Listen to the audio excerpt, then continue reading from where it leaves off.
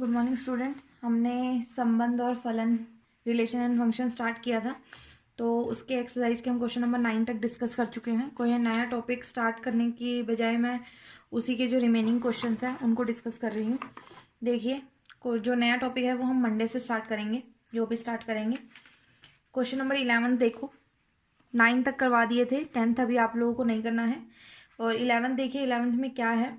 11th में बोला किया है कि सिद्ध कीजिए किसी समतल में स्थित बिंदुओं के समुच्चय में, मतलब कोई एक सेट है आपका ए, ठीक है, वो क्या है, किसी प्लेन में जो बिंदुओं का समुच्चय बन रहा है, ठीक है।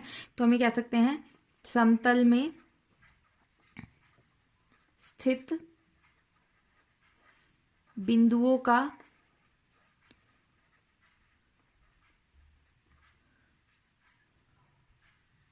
समुच्चय, ठीक है। ये हमारे पास सेट है और आर हमें रिलेशन जो दिया हुआ है, आर के अंदर हमारे पास दो बिंदु आ रहे हैं, क्योंकि जो यहाँ पे सेट दिया हुआ है ए, वो बिंदुओं का सेट दिया हुआ है। तो जो आर के अंदर हमारे पॉइंट्स आएंगे वो भी पॉइंट्स की बजाय क्या आएंगे, बिंदु आएंगे। तो आर में हमें दो बिंदु दिए हुए हैं पी क्यू, ठीक है। और वो इस प्रकार दिए हैं कि जो है मूल बिंदु से दोनों की दूरी समान है। तो वो ये कह रहा है कि बिंदु P की मूल बिंदु से दूरी और बिंदु Q की मूल बिंदु से दूरी जो है वो समान है। तो इसको मैं यूँ लिख सकती हूँ कि मूल बिंदु से PQ की दूरी समान है, ठीक है। अच्छा, अब ये मान लीजिए, माना मैंने मूल बिंदु अगर मेरा O है, तो मतलब इसका मतलब ये है कि OP किसके बराबर है, OQ के बराबर है। ये चीज़ ये कहना चाह रहा है, ठीक है। तो हमें इसको ये दिखाना है कि ये तुल्यता संबंध है, तुल्यता संबंध है कि नहीं, ये हमें दिखाना है। तो देखते हैं, सबसे पहले पहला पॉइंट देखिए, अगर मैं बात करूँ PP, यहाँ पे बिंदु, अगर मैं इसको सबसे पहले समतुल्य दिखाना चाहती हूँ तो दोनों बिंदु एक जैसे लेते हैं हम। तो अगर मैं दोनों PP ले लूँ, PP लेने का मतलब P की मूल बिंदु से दूरी और P की मूल बिंदु से दूरी, मतलब OP के बराबर तो होगा ही ना, ठीक है। तो ये है, सिंपल लिख सकते हैं, डायरेक्ट लिख दो इसको कि R समतुल्य है,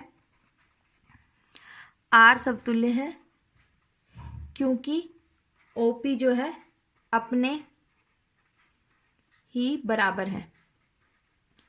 इसको दिखाने की जरूरत नहीं है, ठीक। उसके बाद हम सेकंड जो है हमारे पास, हमें क्या दिखाना है, सममित। सममित दिखाने के लिए हम कोई बिंदु लेंगे PQR में से, ठीक है। तो मैंने लिया, माना PQ जो बिंदु लिया मैंने, वो कहाँ से लिया, R से लिया। अगर मैंने R से लिया, इसका मतलब मूल बिंदु से P और Q की दूरी बराबर है, मतलब OP किसके बराबर होगा, OQ के बराबर होगा।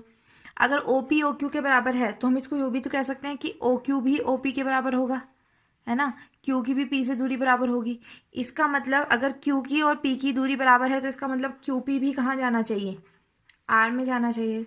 तो यही तो कहता है हमारे पास सममित, कि अगर हमारे पास PQ R में जा रहा है तो QP भी R में जाना चाहिए। तो इसका मतलब R जो है वो कैसा बन गया, सममित। R हमारा कैसा है, सममित है। R सममित भी हो गया, क्लियर। उसके बाद थर्ड पॉइंट हमें क्या करना है, तीन बिंदु लेने हैं PQR, मैंने A में से लिए, इस A में से लिए, इस तरीके से लिए कि PQ भी R में जा रहा है और QR भी कहाँ जा रहा है, R में जा रहा है। और हमें दिखाना पड़ेगा PR जो है वो R में जाए। अगर PQ R में जा रहा है, देखो PQ हमारा R में जा रहा है, इसका मतलब OP किसके बराबर, OQ के बराबर। इसको 1 नाम दे दो। उसके अलावा वो कह रहा है QR जो है वो भी हमारा R में जा रहा है, इसका मतलब OQ किसके बराबर हो गया, हमारा OR के बराबर, ठीक है। तो 1 और 2 से क्या आया हमारे पास, 1 और 2 से हमारे पास क्या है, देखो OQ बराबर है। तो यहाँ से क्या आ गया कि OP किसके बराबर आ गया, OR के। अगर OP OR के बराबर है, इसका मतलब PR भी किस में चला जाएगा, हमारा R में। अगर PR R में चला गया तो ये क्या बन गया, सक्रामक, ठीक है। तो मतलब R क्या बन गया, सकारात्मक। अगर R, अब एक लाइन और लिखना, क्योंकि R जो है हमारा समतुल्य, सममित और सकारात्मक है, इसलिए R कैसा संबंध बन गया, R एक तुल्यता संबंध बन गया। उसके बाद इसमें क्वेश्चन यहाँ पे खत्म नहीं हो रहा। उसके बाद उसने कहा कि पुनः सिद्ध कीजिए कि बिंदु P नॉट इक्वल टू 0 0 से संबंधित सभी बिंदुओं का समुच्चय P से लेकर जाने वाले एक ऐसे वृत्त को निरूपित करता है जिसका केंद्र मूल बिंदु पर है। ठीक है, तो अब उसने ये बोला है कि मतलब अगर हम बात करें P से मूल बिंदु से लेके अगर हम बिंदुओं की बात करें सारे, तो जो O बिंदु बन रहा है वो हमारा वृत्त का केंद्र बन रहा है। ठीक है, क्योंकि O मूल बिंदु है अगर हम बात करें, और O से हर बिंदु की दूरी क्या चल रही है, एक समान चल रही है। अगर किसी बिंदु की यही होती है ना, अगर हम बात करें वृत्त की डेफिनेशन की, सर्कल की डेफिनेशन की, तो उसमें दो बिंदु होते हैं हमारे पास, एक फिक्स पॉइंट होता है और एक रोटेटिंग पॉइंट होता है, पर ये दोनों की दूरी हमेशा क्या रहती है, एक समान रहती है। तो वही चीज़ यहाँ पे दी हुई है, इसको बस लैंग्वेज में लिख लेना, क्योंकि O मूल बिंदु है और P जो है वो वृत्त की परिधि पे रहता है, और ये डिस्टेंस जो है वो हमेशा बराबर चल रहा है, तो हमारे पास ये क्या बनता है, एक वृत्त का निरूपण करता है। क्लियर। उसके बाद देखिए क्वेश्चन नंबर 12। क्वेश्चन नंबर 12 कहता है कि हमारे पास त्रिभुज, ये एक उदाहरण किया था आपने, उदाहरण में हमने सेट लिया था जिसमें हमने सारे त्रिभुज जो लिए थे सर्वांगसम त्रिभुजों का एक सेट लिया था। ठीक है, तो हमने वहाँ पे रिलेशन था, हमारे पास आर चल रहा था कि आर के अंदर त्रिभुज आ रहे हैं T1, T2, जहाँ पे जो होता है T1 T2 के सर्वांगसम था, पर यहाँ पे क्या दिया हुआ है, T1 जो है वो T2 के समरूप है। ठीक है, अभी डेफिनेशन क्लियर करते हैं। सबसे पहले आप लोगों को याद होगा जब आप 9th क्लास में थे तो आपने सर्वांगसम पढ़ा था त्रिभुज को, तो इसको इस तरीके से लिखते थे। मान लीजिए मैंने लिखा त्रिभुज ABC सर्वांगसम त्रिभुज PQR। ठीक है, जब दो त्रिभुज सर्वांगसम होते हैं मतलब उनका साइज बिल्कुल बराबर होता है, उनकी भुजाएं बराबर होती है, उनके कोण बराबर होते हैं। पर जब हम बात कर रहे हैं समरूप की, समरूप में सिर्फ एक एक करली वाला साइन होता है, तो उस केस में हम इसको यूँ लिखेंगे, त्रिभुज ABC समरूप है त्रिभुज PQR के। ठीक है, अगर हम समरूप की बात कर रहे हैं तो वहाँ साइड बराबर नहीं होती है, वहाँ पे आपस में कोण बराबर होते हैं, और उनकी जो भुजाएं हैं उनका अनुपात आपस में बराबर होता है। ठीक है, तो अब यहाँ पे देखिए, सबसे पहले इसको आपने चेक करना है कि क्या ये एक तुल्यता संबंध बन रहा है या नहीं बन रहा है। ठीक है, देखते हैं। सबसे पहला, अगर हम दोनों त्रिभुज लें T1 और T1 R से ले रहे हैं। ठीक है, आप देखो दोनों त्रिभुज T1 और T2 तो एक ही साइज के होंगे, तो T1 के समरूप होगा। इसका मतलब जो है T1 दोनों अगर सेम एलिमेंट ले रहे हो तो वो R में जा रहा है, मतलब R कैसा बन गया, आपका समतुल्य बन गया। ठीक है, उसके बाद सेकंड पॉइंट में हम क्या करते हैं, दो लेंगे, T1 T2 R में से लेंगे, दिखाएंगे कि T2 T1 भी R में चला जाए। अब देखो, अगर मैं T1 T2 R में से ले रही हूँ तो इसका मतलब क्या है, T1 T2 के समरूप है, T1 और T2 आपस में समरूप है। अगर T1 T2 आपस में समरूप है तो हम ये भी तो लिख सकते हैं ना कि T2 T1 भी आपस में समरूप है। अगर T2 T1 समरूप है तो इसका मतलब T2 T1 कहाँ जाएगा, R में जाएगा। ठीक है, तो ये देखो हमने T1 T2 R में से लिया था और T2 T1 हमारा कहाँ चला गया, R में चला गया। इसका मतलब R जो है वो हमारा क्या बन गया, सममित बन गया।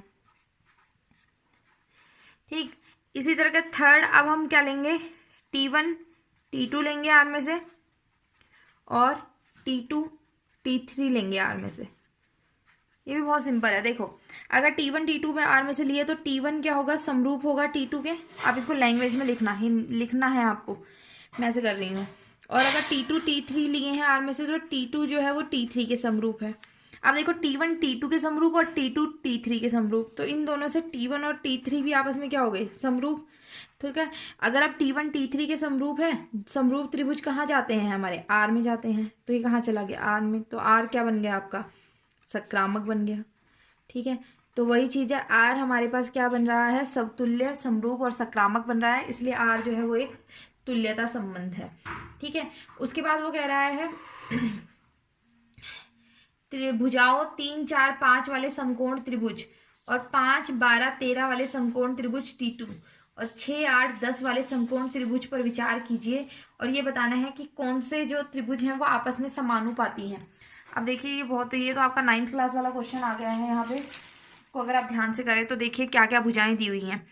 T1 में आपको दी हैं 3, 4, 5, T2 आपको दिया है हमारे पास 5, 12, 13, और T3 हमें दिया है 6, 8, 10। ठीक है, तो बात करते हैं। देखिए, अगर हम बात करें इनके, हम समानुपाती चेक करेंगे। देखो, इसको अगर हम T1 और T2 को करें, इसका अनुपात निकालेंगे 3/5 और ये बनेगा 1/3। आपस में बराबर नहीं आ रहा तो मतलब ये समानुपाती नहीं है। फिर इन दोनों को करो, ये बनेगा 5/6 और ये बनेगा 12/8, ये भी समानुपाती नहीं है। अब हम बात करते हैं T1 और T3 की। जब मैं T1 और T3 ले रही हूँ, ये बनेगा 3/6 मतलब 1/2, 4/8 मतलब 1/2, 5/10 मतलब 1/2। तो आप ये लिखेंगे क्योंकि त्रिभुज T1 और T3 की भुजाएं समानुपाती हैं, इसलिए वह दोनों समरूप हैं, इसलिए ये जो है आपस में संबंधित भी हैं। क्लियर है? इस तरीके से होंगे। उसके अलावा जो क्वेश्चंस बच गए हैं वो भी इसी तरीके से हैं। 2-3 क्वेश्चंस ही बचे हैं, आप लोग कर सकते हैं। अगर कहीं पे डाउट आते हैं तो पूछ लेना। मंडे से हम नेक्स्ट टॉपिक जो है वो स्टार्ट करेंगे।